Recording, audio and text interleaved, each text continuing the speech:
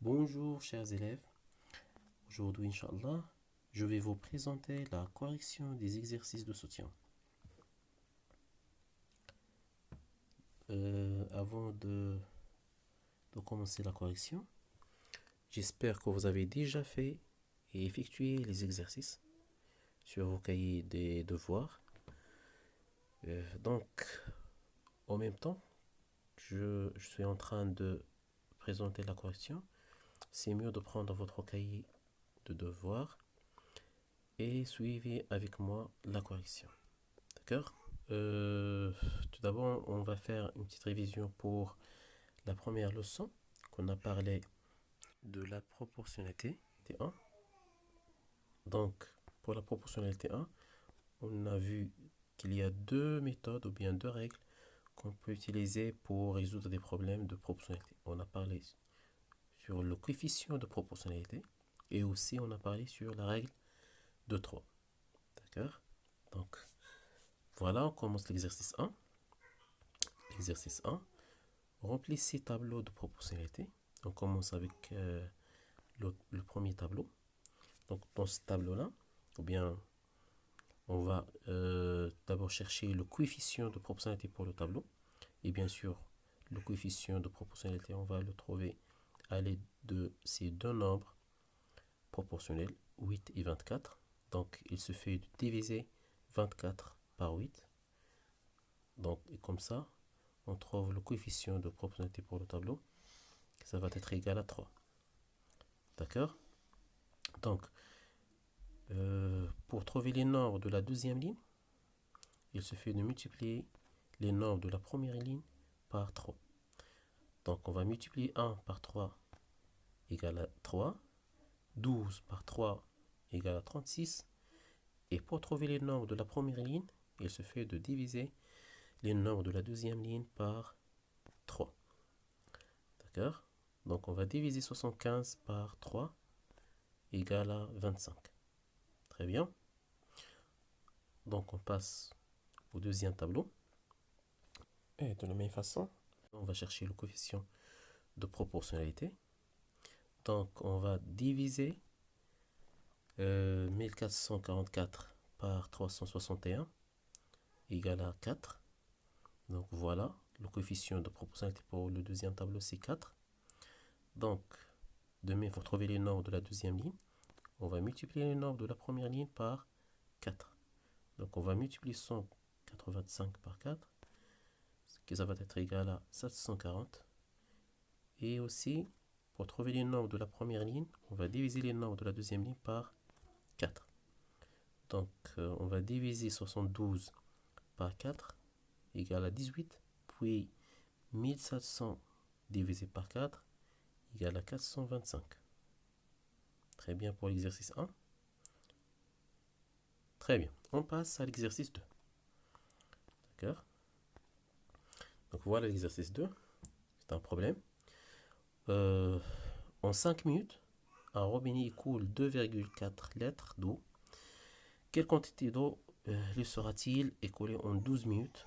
En combien de minutes 12 litres d'eau seront-ils écoulés?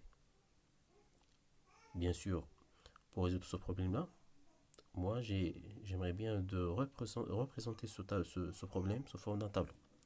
Donc voilà le tableau.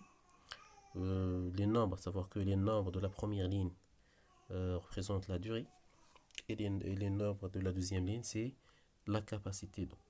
D'accord. Donc, on commence par les deux nombres qui sont proportionnels dans le problème, c'est 5 et 2,4. 5 minutes, 2,4 litres. C'est-à-dire que le robinet écoule 2,4 litres pendant, ou bien dans chaque 5 minutes. D'accord. Donc voilà. Et on va chercher la quantité d'eau qui va écouler pendant 12 minutes. D'accord. Et bien sûr ici, je vais appliquer la règle de 3. Donc 5 est proportionnel avec 2,4. Donc on cherche maintenant le nombre, ou bien le quatrième nombre en lettres. D'accord. Je vais multiplier 12 fois 2,4, puis on divise par 5. Que ça va être égal à 5,76 lettres. Voilà. Et de même, on va chercher maintenant la durée d'écoulement pour trouver 12 lettres de capacité d'eau. D'accord?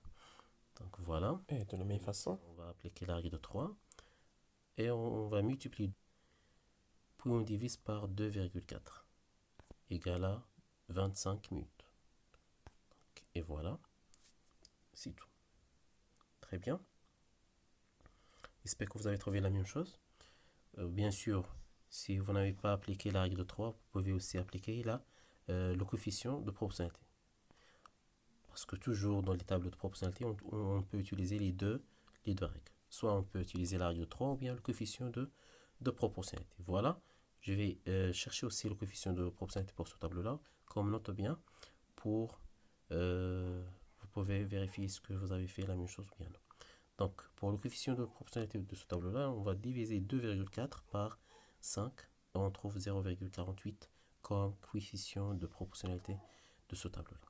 Donc voilà, pour trouver les nombres de deuxième ligne, on va multiplier les nombres de la première ligne par 0,48 et le contraire, on va diviser les nombres de la deuxième ligne par 0,48 pour trouver les nombres de la première ligne. Très bien. Très bien. Donc voilà, on passe. D'accord. Allons-y, on passe à l'exercice 3. Pour l'exercice 3 et l'exercice 3, ces deux exercices-là sont pour une révision pour la deuxième leçon de la proportionnalité 2, qu'on a vu les vitesses moyennes. Donc voilà le problème.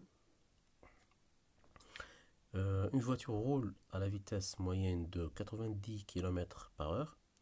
Donc quelle distance en kilomètres parcourt-elle en 3 heures, en 1 heure quart et en 2 heures 10 minutes. Très bien. Donc voilà. Et de même, je vais représenter le problème sous forme d'un tableau. Les nombres de la première ligne, c'est les durées. Et le deuxième ligne, c'est les distances. Très bien. Ils ont dit que la voiture roule à une vitesse moyenne de 90 km par heure. Donc, c'est-à-dire que pendant 60 minutes, la voiture parcourt 90 km. Très bien. Donc voilà. Je vais convertir toutes les durées qui sont en heures avec les minutes. Donc pour 3 heures égale à 180 minutes. Pour 1 heure quart, ça va être égal à 75 minutes. Et pour 2 heures 10 minutes égale à 130 minutes. Très bien. Donc voilà. Maintenant, il ne reste que de trouver le coefficient de proportionnalité. Donc le coefficient, on va le trouver avec la division de 90 par 60, égale à 1,6, à 1,5 plutôt. Je m'excuse.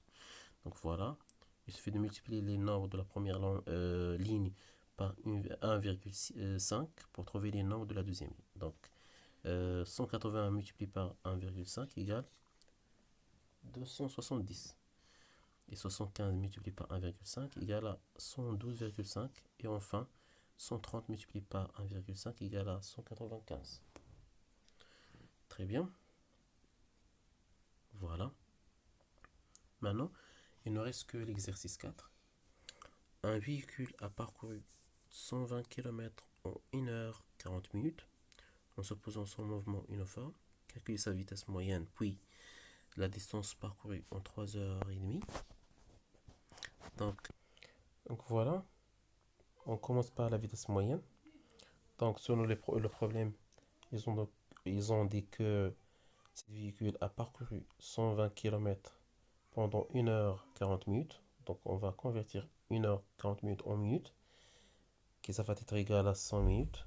Et voilà. Donc pendant 100 minutes, ce véhicule a parcouru 120 km. Donc on cherche maintenant la vitesse moyenne, c'est-à-dire pendant 1 heure. Donc 1 heure, c'est 60 minutes. Donc on va multiplier 60 fois 120, puis on divise par 100. Égal à combien? À 72 km. Donc la vitesse moyenne de cette véhicule, c'est 72 km par heure. Très bien. Donc il ne reste que de trouver la distance parcourue en 3h30. Donc voilà. La durée, on va représenter tout ça dans un tableau. Donc les nombres de la première ligne, c'est les durées parcourues et les distances parcourues pour les nombres de la deuxième ligne. Donc selon la vitesse moyenne, la durée parcourue pour 1 heure, c'est 72 km. Donc comme ça, on va convertir 3h30 en minutes, c'est 210 minutes. Donc on va chercher maintenant la distance parcourue 210 10 minutes. Donc on applique la règle de 3. On va multiplier 210 fois 120, puis on divise par 100. Et on trouve combien? 252 km. Et bien sûr aussi, on peut résoudre ce problème-là à l'aide de le coefficient de proportionnalité. D'accord? Donc il suffit de diviser 120 par 100. On trouve que le coefficient est égal à 1,2. Donc il suffit de multiplier le nombre de la première ligne par 1,2. Ou bien diviser les nombres de deuxième ligne pour trouver les nombres de la première ligne par 1,2. Et voilà, c'est tout pour cette séance-là. J'espère que vous avez bien compris. Et voilà, à très bientôt.